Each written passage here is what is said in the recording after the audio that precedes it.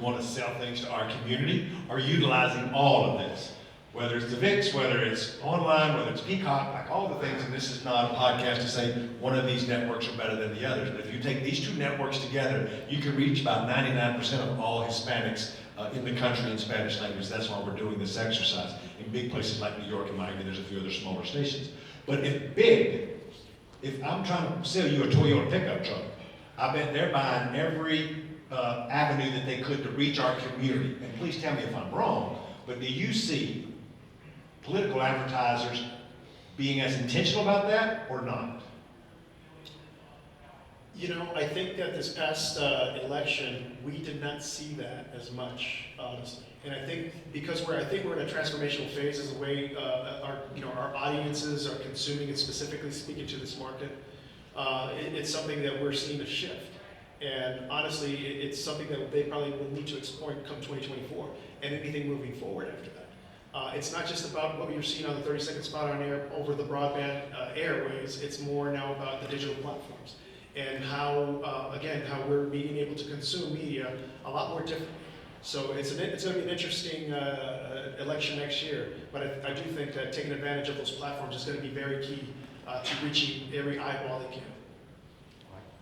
Let me just say, one of the real transformations I think I've seen on Spanish language mediums is again, the market that you guys have been able to identify on these digital platforms, because it used to be you had to buy these really big inefficient spends on broadcast. It's not like that anymore. It's not like they used to say, it's not your grandfather's Cadillac anymore. It's not your abuelita's novela anymore. It's a different medium. And it has caught up with the times, and not only has it caught up, it's really driving that change. So let me ask this question. Can you tell me where you're seeing the most significant regionally increases in the purchasing? Where's the most action at, and where do you think that will be in 2024? What states? Florida? Arizona, Nevada, California, Texas. Traditional states. Traditional. Yeah. And Michigan. Yeah, because we didn't see much spending outside of that in the last election. And for all of you, and you keep hearing me go back and forth and talking about the dramatic underinvestment. So think about it this way. If 70% of Latinos or Hispanics consume information in English, and that's a relative term all depending on where you are. In the Valley of Texas, it may be 60%. In Miami, it's going to be way more Spanish. But as an average nationally, 60 to 70% of folks are going to consume in English. Well, if the political buy is just doing 1% of what they could be doing in Spanish, then they're giving up 29, 30, 40% of folks that they're not reaching. And in these congressional districts, you don't see either side really adhering to that. And then when you buy your English, we're seeing that bought based off of eyeballs in English that they assume are white, suburban, persuadable women. So the ads in English are targeted towards that demographic, which in fact is a persuadable demographic. But the Latino English consumer is on Wix or on an English platform, on a Latino-focused app, on a Latino-focused YouTube, and that's where they're consuming. My son has the same name I have and has two beautiful sons that are my grandsons. Wyatt and Rowan Rocha in Pittsburgh, Pennsylvania. He's 30 years old, he don't own a TV. Somehow he watches what he watches through his gaming system. Like, I don't even know how that operates, I'm so damn old. But this is how younger folks are consuming, right? You have multi-generational homes, which hasn't changed with our community. So you have the grandmother and the grandsons living in the same place. Me and Mike talk about this a lot on the podcast, about how we look to our grandmother to lead the family and what's going on there and the cultural competency to reach out to that group of people. That's why you saw Democrats got a wake-up call. Let's go back to what Mike said. Mike talked about an overperformance in 20, which is in fact true. Republicans overperform with Latinos in 20. That was a slap in the face to Democrats. And folks with lots of money in Senate races, like the majority pack for the Democrats, said, we're going to spend, and we're going to spend just as much, if not more. So you saw an influx of $22 million going into two big states. So that's them trying to take care of a problem with a lot of money in Spanish, and by God, they won both races. You can argue the tactics and when it started, but they won. Opposite in Florida, Democrats are like, I don't think they're gonna do nothing down there. And I think that they're gonna be, and DeSantis and all of them bought this advertising without an alternative argument. People want a quick fix, but there's been long time work that's got us to where we're at, and it's gonna take a long time solution to get us out of that. But what we do have is eyeballs into the leading stations that do this work, who see other folks that are so far ahead of where we are in politics, advertising to our community. Folks haven't stopped long enough. And I know the folks here with Univision, the folks here at Telemundo will tell you this about our community, and I want to get to this next. Sorry, this is not a question I prepped y'all for. Talk about it from the heart like I do. Is this brand loyalty. Latinos are brand loyal.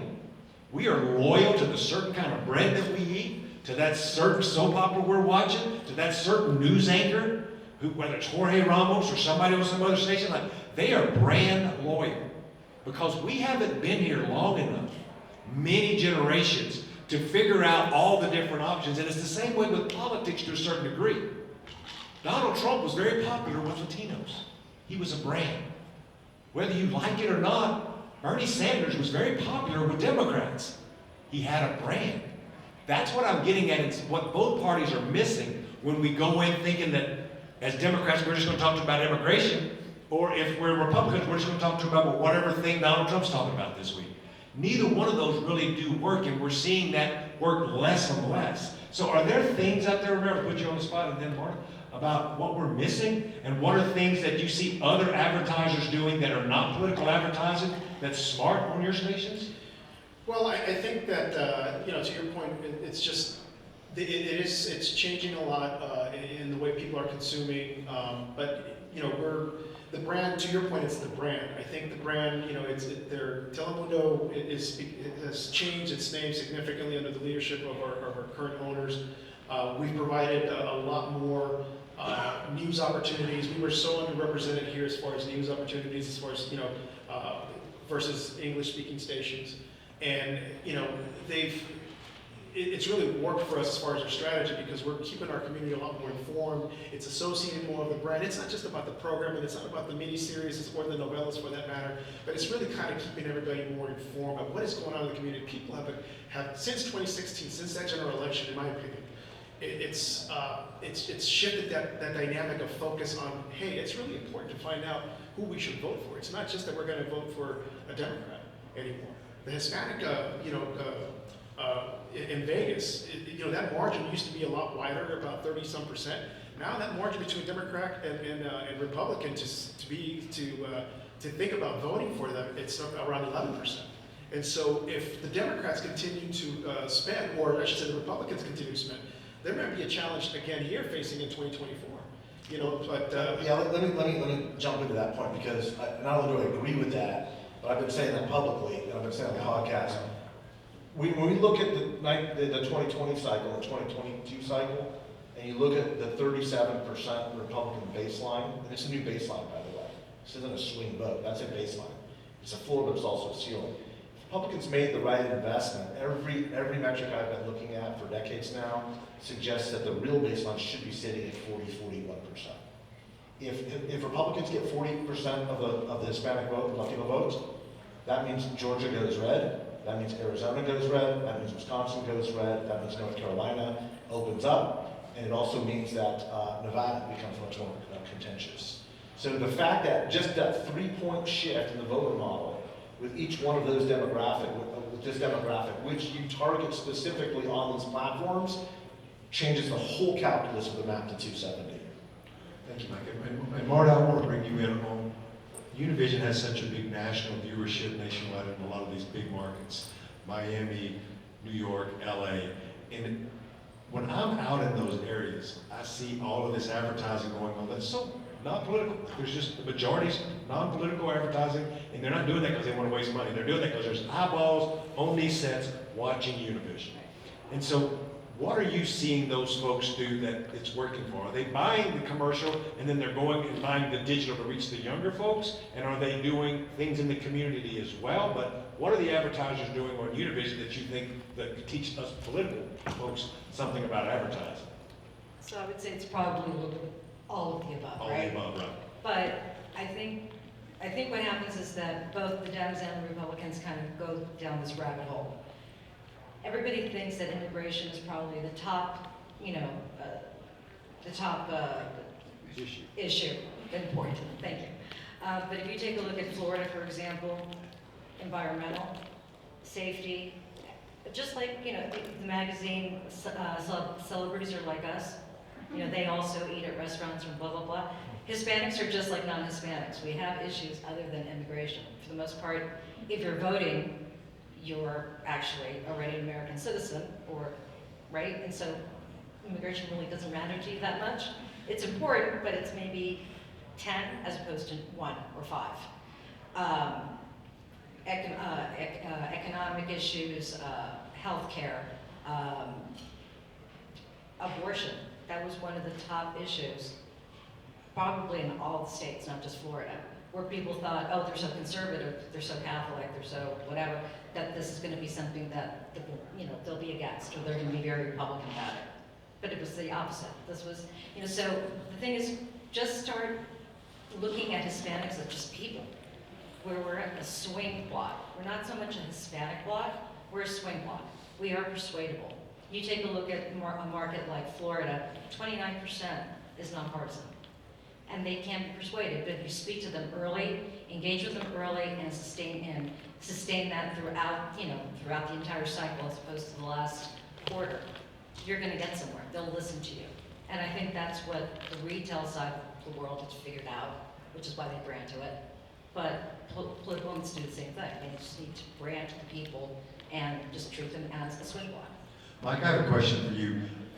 We haven't thought about this, but as we lead into these primaries that are going to start happening in the spring, you start seeing the presidential primaries start gearing up. Donald Trump just had his rally in Waco. You're going to see other people announce and come out. So that means to me, they're going to start advertising as we move into the late summer and fall in these early states. Do you think that will have an impact if we have no primary in the Democratic side? We're not spending money as early, and if they're trying to court a Latino vote in those primaries, where again, there's no alternative message, will that have an impact? I think the smart strategic move, and I'm not sure if this will happen, but I think it could, is if the RNC actually made the investment as opposed to the individual campaigns. I mean, look, the truth of the matter is there are not a lot of Republican operatives that are eyeing this segment of the vote as a key to their path in a Republican primary. That's just the truth. But the party, with higher Latino turnout in an environment where that's the only discussion happening, can bring those Latinos into the Republican fold. Again, we're talking about the margins, 1, 2, 3%. And the likelihood of any voter who votes in a partisan primary, in that primary, them staying with that party in the general is exponentially higher. So going into a state like a Georgia, going into an Arizona, going into a Nevada, is just not that expensive in terms of an investment to get the return back. I saw this tactic used multiple times in the 1990s in California, and it worked like a charm. Have the rest of the Republican operatives or folks at the RNC figured that out? I don't know, but you're asking the right question. These are smart people. They haven't made those kinds of smart decisions yet, but they also haven't really had to. And the math has just changed. So while I don't see the candidate campaigns doing it specifically, I do see a smart move for a fraction of the return they're going to get from the party infrastructure itself, either the state parties or the national party. Let me tell you a little bit more about the Spanish language buy that we saw in the last election. It may have been the biggest and still just 1% of the total spend, but let me tell you a little bit more about it that won't shock you, or I hope it does shock you. It's really shocking that one organization spent 90% of the money in just 2 states. That by itself is shocking enough. But if I told you that every ad that was run, again, 95% of all of that ad spending of all the Spanish language in the entire country, Senate, governor, all of the above, was all negative advertising against the opposition party's candidate. There was not a single piece of positive Spanish language communication going to our voters that said why to vote for somebody, just why not to vote for that woman or that man. Because all of you operatives in here, I'm pointing at all of you, because you're a lot smarter than me, you've been doing this a long time, you've been to college, you got all that thing going for you, is that they know that a super PAC is set up to tear somebody down. All of this spending is coming from a super PAC, and that's good. It worked. We won. Democrats won Arizona, Nevada. But the campaigns themselves didn't spend hardly any money telling our community why they should vote for a Democrat or for a Republican. It was just the same nasty ad against that politician with some oppo research in Spanish that looked a lot like the English ad, and it was the same oppo that was just run in that marketplace.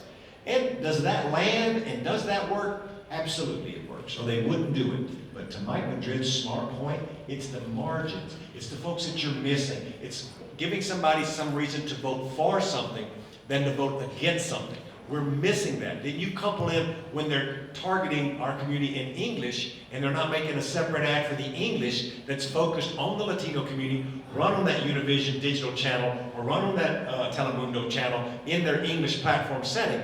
That's when you start getting that 2 and 3% back, right, Mike? Well, not only that, but positive ads work far greater, to much greater effect with Spanish speakers than it does with English speaking audiences. For a couple of reasons. The first, again, a lot of it is just a function of demography. As younger folks, these are people that are much more optimistic, naturally optimistic. And by a wide measure on every poll you can possibly look at the Hispanic sample of is the country moving in the right direction or the wrong track? Do you think that the future is better for you or will it be better for your children? Are you optimistic about tomorrow? By a factor of 4 or 5, Hispanics are far more optimistic about where the country's at and where it's going. That's where you message into that. You message positive. It's like the old days. Now we start with negative, right? When we were younger in the business, you would introduce your candidate. You can run a longer pro-party, pro-candidate message and build that base, that bulwark against the incoming attacks in a way that you can't do in English-speaking mediums anymore. And we're getting close to the end of this. I want to go to our panelists for a final thought. And the question I'd like each of you, we'll start with you, Monica, because we've been starting with Romero, is give me a vision of what you think we're going to be looking towards in 2024, where you have Biden and some Republican on a ticket. You got all of these Senate campaigns. You have these House races from Florida 27, Texas 50, like we mentioned. Do you think from what you're seeing now that we should be expecting anything different than what we have been seeing in Spanish advertising with Univision? So I'm clearly not in the 18 to 34 demographic. However, Shocking. 35. 36. But I am optimistic that I do see things changing. I do see more campaigns in 22 going out earlier than they have in the past. They did it in Texas with Governor Abbott. They did it in Nevada with Senator Masto, DeSantis. You name it.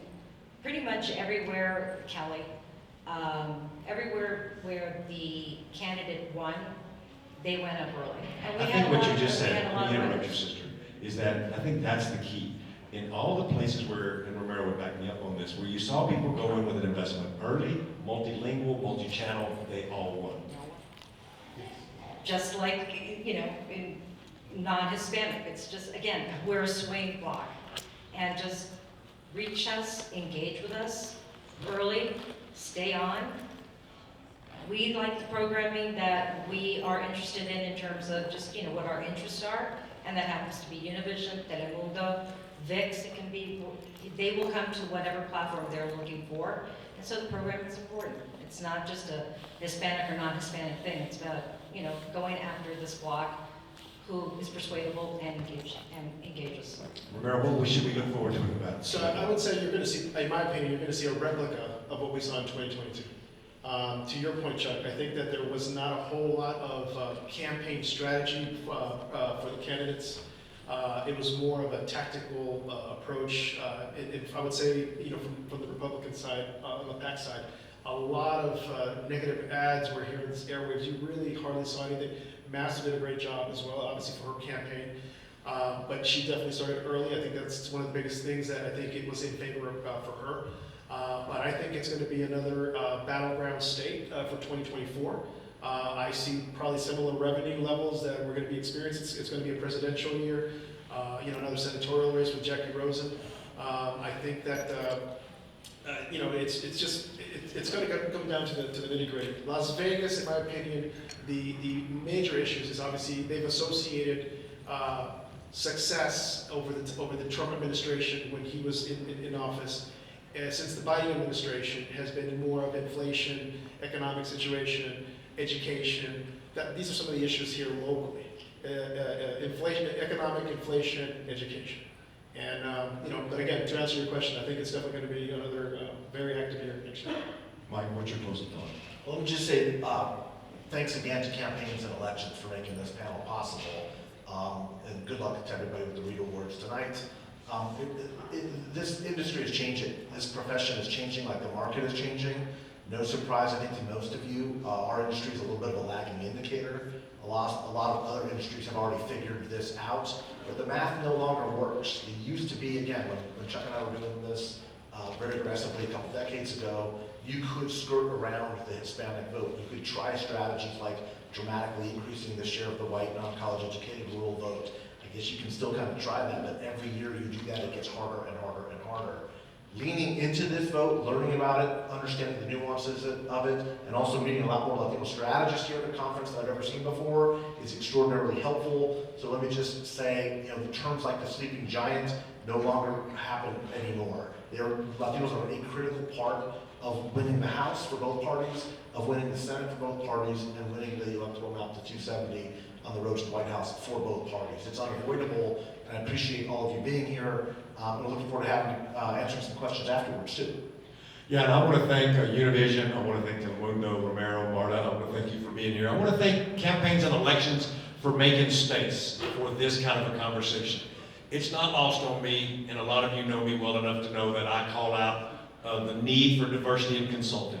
And it starts with stuff like this. There's a lot of white folks in this room who helped me a lot start this firm 12 years ago, who have been my friends, my mentors, in Campaign and Elections, and L2 for that matter, who's a sponsor of the podcast, has really made space for young black, brown, multicultural operatives so we can have these conversations. And I think it's important for us to recognize that. As much as I call out white consultants, we should also recognize white consultants and white groups who are helping us make space for this kind of conversation. Democrat, Republican, Independent. I think that's really important. And in my long tenure doing this work, I've seen a lot of changes. And a lot of changes are going to continue to come down the pike, but it comes with having an open conversation and dialogue around what me and Mike's created. This is a dream that me and Mike came up with, and we didn't think anybody would want to listen to my ass or him talk about this stuff in this much of a detail.